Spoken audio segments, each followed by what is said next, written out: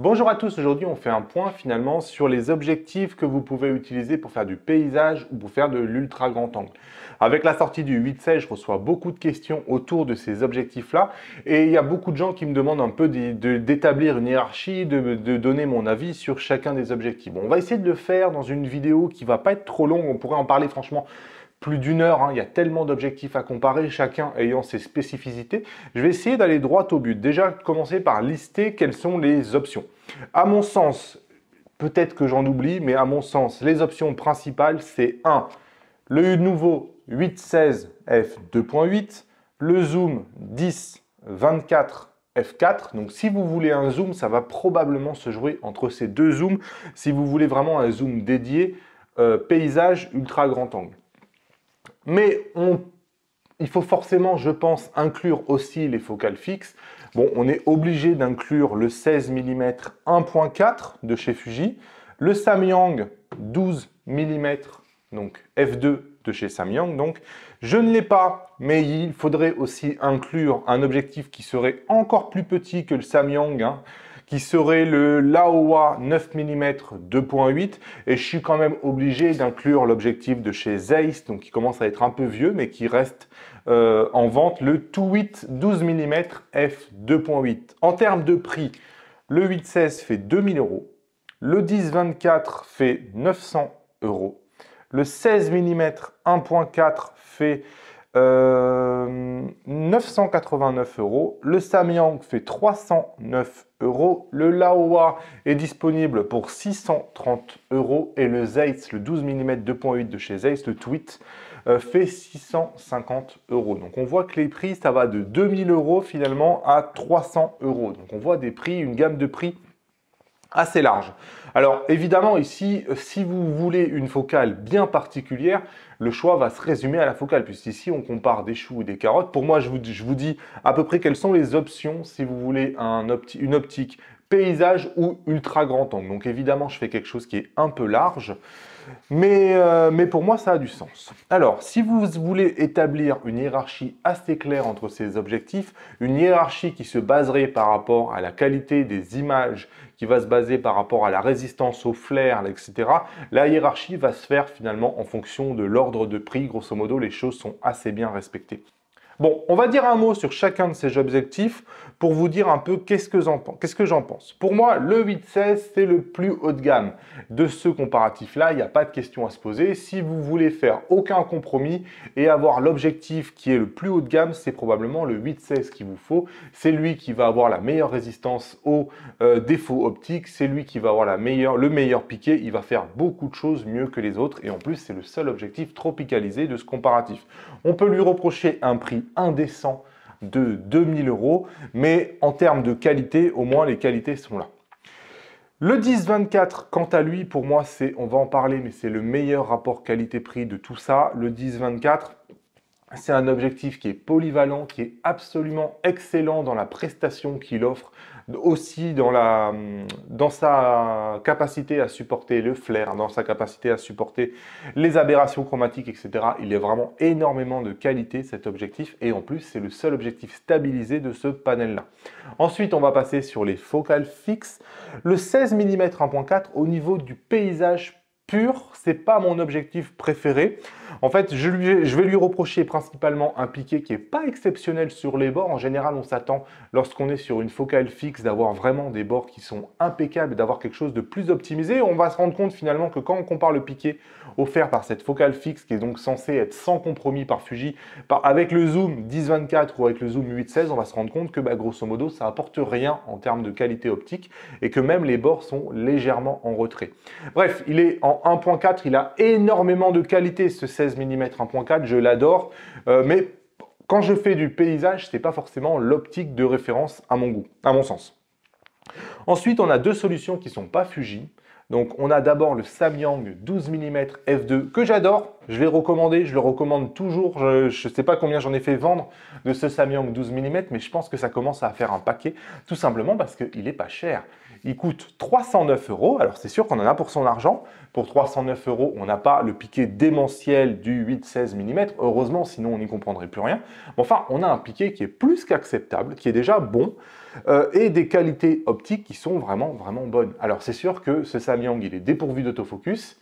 Évidemment, il n'y a pas de tropicalisation, il n'y a pas de stabilisation. Mais c'est sûr qu'il y a plus d'aberrations chromatiques si vous voulez le mettre dans des situations un peu extrêmes, face au soleil, avec le soleil en oblique, etc. Vous avez intérêt à ne pas oublier son pare-soleil, parce que déjà avec le pare-soleil, c'est pas toujours facile de gérer les flares et les aberrations chromatiques. Mais enfin, c'est quand même un super méga rapport qualité-prix, ce Samyang. C'est vraiment une optique que j'aime bien et une optique que je recommande. Alors ensuite, il y a le Laowa 9 mm 2.8 que je n'ai pas ici, qui est plus petit que ce Samyang. C'est un objectif qui a la caractéristique de ne quasiment pas avoir de distorsion. Donc ça, c'est vraiment, vraiment quelque chose d'exceptionnel. Un 9 mm sans distorsion. Si vous faites de l'architecture ou des choses qui ont besoin d'être absolument droites, ce Laowa 9 mm 2.8, il doit commencer à vous séduire. Par contre, il est présenté à un prix qui le rapproche quand même des objectifs de chez Fuji. Donc ici, on est à 630 € pour un objectif qui n'est pas parfait. Je trouve que ça commence à faire un peu cher. Moi, je l'aurais plutôt vu dans les 450-500 € maximum. 630, c'est un peu cher. Ce Laowa, il faut faire très attention. Il est très, très, très sensible, notamment au flair. Donc, si vous avez le soleil à proximité, vous allez avoir beaucoup, beaucoup de mal. Et même la lune, hein, j'ai vu beaucoup de choses avec la lune. Vous allez tout de suite avoir des gros, gros flares sur votre photo. Mais bon, ça dépend de quelle utilisation vous voulez en faire. C'est vraiment un super compromis, d'autant plus que contrairement au 8-16, il propose un 9 mm sans distorsion. Alors pas d'autofocus, mais enfin, c'est pas un gros problème. Quand vous êtes à 9 mm, l'autofocus, vous êtes à l'hyperfocal très rapidement. Faites attention sur le Laowa 9 mm 2.8, vous avez un vignettage à 2.8 qui est presque à 4 stops. Ça veut dire que les bords sont quasiment noirs en définitive. 4 stops, c'est absolument hallucinant. Il va vous falloir fermer de 1 ou 2 stops, plutôt 2 pour retrouver un vignettage qui revient dans la limite de l'acceptable. Un mot pour finir sur le Zeiss 2.8 12 mm. Alors aussi, lui, par contre, il a l'autofocus. Il est présenté à 650 €. Mais bon, moi, c'est jamais un objectif que j'ai beaucoup conseillé parce qu'en définitive, c'est le double du Samyang 12 mm. Ils ont la même ouverture tous les deux. Quand vous faites le comparatif des deux, il n'y a pas une si grande différence entre ces deux objectifs-là. Il présente aussi des aberrations chromatiques, moins que le Samyang, mais quand même un peu. Bref, tout ça pour vous dire que quand on est du simple au double en termes de prix pour la même prestation, vous êtes sur les deux à 12 mm, vous êtes sur les deux à f2.8, je ne suis pas certain que ça vaut le coup vraiment de payer le double pour avoir ce Zeiss 2.8 2.8 12 mm qui, lui, a l'autofocus. Mais enfin, encore une fois, faire l'autofocus sur ce genre d'objectif, et notamment sur le Samyang, vous avez une bague de mise au point avec la distance. Voilà, si je veux faire la mise au point à 1 mètre, je me mets sur le 1. Vous allez voir que, et dès que je suis à peu près à 1,30 m, je suis à l'infini. Donc, je me mets ici à peu près comme ça. Et là, je peux faire des photos sans m'occuper de l'autofocus. Tout ce qui est à partir d'1,50 m de l'objectif est absolument net. Il n'y a plus aucun problème d'autofocus. Donc, vous voyez, à 12 mm, ce qui est à 1,50 m, tout est net. Il n'y a même plus besoin de faire autofocus. Vous laissez votre objectif à cette position-là et la mise au point est déjà faite. Bref, quand on a dit tout ça, on n'a pas dit grand-chose. Vous voyez, on a quand même pas mal de possibilités. Pour moi, mes deux conseils, si vous cherchez une optique paysage ou une optique ultra grand angle, c'est pour moi, le choix de référence, le meilleur rapport qualité-prix, c'est le XF 1024 f4, doté d'une stabilisation, qualité optique géniale, super gestion du flair, des aberrations chromatiques, tout ce qu'on demande à une optique de paysage. Il a un diamètre qui est classique, qui va vous permettre de pouvoir facilement trouver des filtres, facilement adapter des porte-filtres. Pour moi, c'est vraiment l'optique de référence. C'est versatile puisque ça va du ultra grand angle 10 mm jusqu'à des objectifs de paysage. Donc là, on est carrément sur du équivalent 35 mm. Donc pour moi, c'est quelque part, c'est la référence. Ensuite, le deuxième choix, si vous n'avez pas le budget du 10-24 qui est vendu quand même 900 €, bah pour moi, le deuxième choix, je le répète, c'est le Samyang 12 mm f2, grande ouverture, il est très bon en astrophotographie, il est très bon en paysage, il a énormément de qualité, il a des défauts évidemment, hein, quand on vous propose un objectif ultra grand angle à 12 mm. 12 mm c'est une focale intéressante parce que 12 mm vous êtes à la fois proche quelque part vous êtes entre les deux, vous êtes entre le grand angle le 16 mm et l'ultra grand angle représenté par des focales comme 8 et 10. Donc vous êtes un peu entre les deux, donc ça reste assez polyvalent 12 mm, vous allez pouvoir en bénéficier dans beaucoup de situations. Et surtout, ça coûte que 300 €. Donc voilà, pour moi, pour 300 €, franchement, on en a vraiment, vraiment pour son argent. Le Laowa, j'arrive jamais à le dire, le Laowa 9 mm, c'est aussi un super objectif, je l'ai dit. Pour moi, il est un peu cher. Mais bon, pour quelqu'un qui n'a pas le budget d'un 8-16 et qui veut à tout prix un ultra grand angle, il n'a pas 50 choix. Et il n'y a pas mieux que le Laowa, même s'il est vendu un peu cher.